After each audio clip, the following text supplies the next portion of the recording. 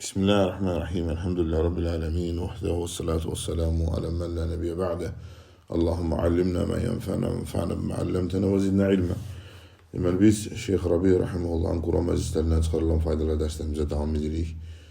Şeyx burada Əhzab surəsindən bir neçə ayə barəsində danışır və buyurur ki, fi suratil Əhzab Zəkarallahu təbərək və teala ənə lənə usvetun fi rasulihi sallallahu aleyhi və səlləm. Ve Allah subhanahu teala deyir Əhzab suresinde bize peygamberinde yani Muhammed sallallahu aleyhi ve sellem'de güzel numune olduğunu bize misal çekir. Uca Allah buyurur ki لَقَدْ كَانَ لَكُمْ فِي رَسُولِ اللّٰهِ اُسْوَةٌ حَسَنَةٌ لِمَنْ كَانَ يَرْجُ اللّٰهَ وَالْيَوْمَ الْآخِرِ وَذَكَرَ اللّٰهَ كَثِيرًا. Allah'ın Resulü sizlere, Allah'a ve ahiret gününü ümit besleyenlere, ümit edenlere ve Allah'ı çok zikredenlere numunedir. Allahu Ekber. فَنَرْجُ أَنْ نَكُونَ مِنْ هَؤُلَاءِ Biz Allah'tan istedik ki bizi de o kimselerden eylesin. وَقَالَ تَبَارَكَ وَتَعَالَى فِي هَذِهِ السُّورَةِ Ve Allah subhanahu teala bu surede başka ayette buyuruyor ki وَمَا كَانَ لِمُؤْمِنٍ وَلَا مُؤْمِنَةٍ إِذَا قَضَى اللّٰهُ وَرَسُولُهُ أَمْرًا أَنْ يَكُونَ لَهُمُ الْخِيَرَةُ مِنْ أَمْرِهِمْ. Allah ve onun Resulü bir mesele baresinde, bir iş baresinde hüküm verdiği zaman hiçbir mümin kişi ve mümin kadına öz işlerinde istedikleri karar verebilmeye yaraşmaz, doğru olmaz. Yani karar verebilmezler. Yani izâ kadallah ve rasûlehu emran felâ budde mine ta'ah. Yani Allah ve Resulü bir şeye hüküm verdikte ona itaat etmek labüddü mütlakdır. La budde min tenfîz hâzel emr. Bu emri yerine getirmek lazımdı. La hiyâra lena. Bizim hiçbir seçimimiz yoktu. Hakkullahu aleyna azim. Allah'ın bizim üzerimizde olan hakkı azametlidir, büyüktü. Ve hakkı Resulü aleyna azim sallallahu aleyhi ve sellem ve onun peygamberinin ona Allah'a salavatı ve selam olsun. Bizim üzerimizde hakkı azametlidir, büyüktü. Ve limâdâ lenutiye emrahuma. Biz ne için onda onların emrine itaat edemeye? Feli'adu billahi minel muhalifet avamirillah ve avamir Resulü sallallahu aleyhi ve sellem.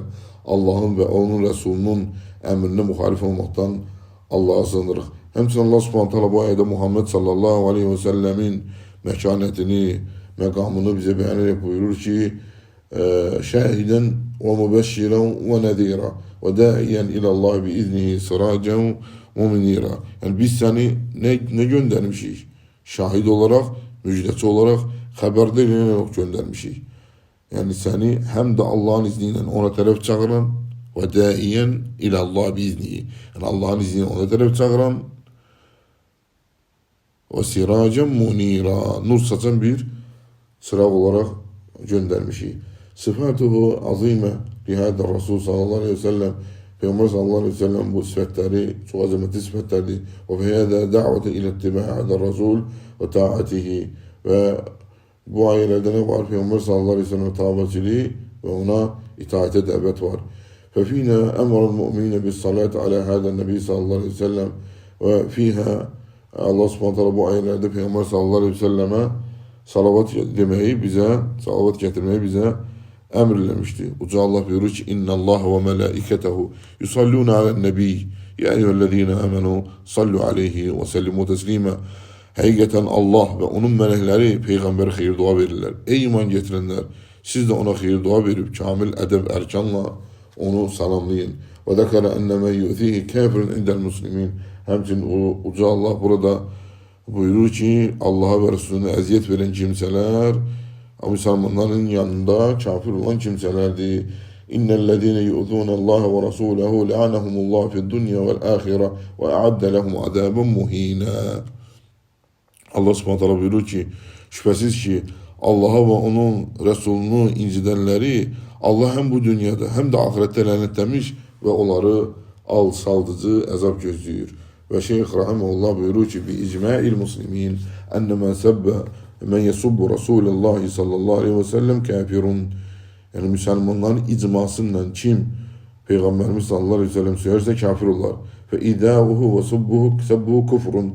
Ve ona eziyet verme ve onu sövmek küfürdür. Ve a'adde lehum azaben muhina. Allah subhanahu teala onlara alçaltıcı bir azap hazırlamıştı.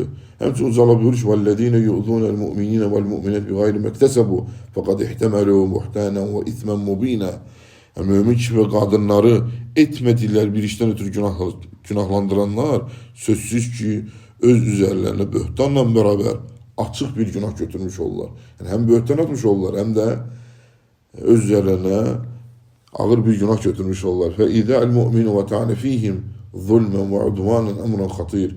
Müslümanlara, müminlere teğenilme, onlara düşmençiliğime ve zulmülme tehlikeli meseledir. Ve minel kebâri ve büyük günahlardandır.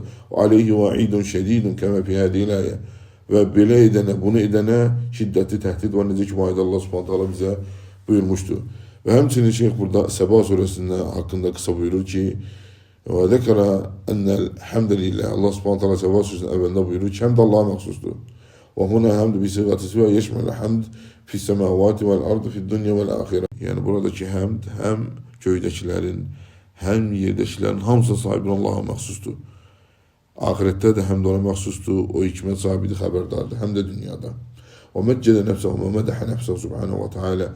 Uca ve nüksansız Allah bu ayelerde öz nefsini tariflemişti. O methetmişti. Ve etne ale nefsi bil hikmeti vel ilmi şamili kulli ma'lumat fil ardı ve semavat.